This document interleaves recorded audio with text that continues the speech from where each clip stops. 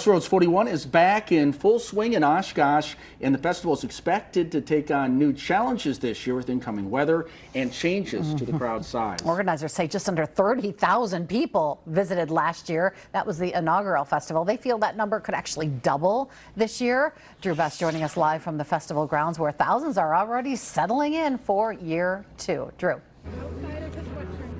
Kevin and Jason, this festival is there's no stranger to large grounds here. There's a lot of people here, and they're used to it. They held tens of thousands of people at Country and Rock USA before COVID. However, those events faced challenges with muddy grounds and show cancellations when those storms did come through. Organizers say before last year's festival, they installed new storm drains to help reduce flooding problems on the grounds. Even though they did not have to put these to use last year, they feel well prepared for whatever weather comes their way this time around. We spoke with several event guests who are preparing for the expected storms in different ways.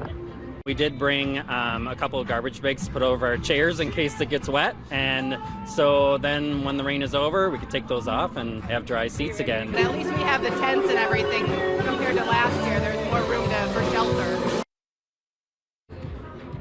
Organizers also ask attendees to download the XRoads41 app and to follow their social media apps just in case for safety and weather updates throughout the weekend. We'll give you an update tonight at 10 on what else is new at year two of XRoads41. Reporting live in Oshkosh, Drew Best, Action 2 News.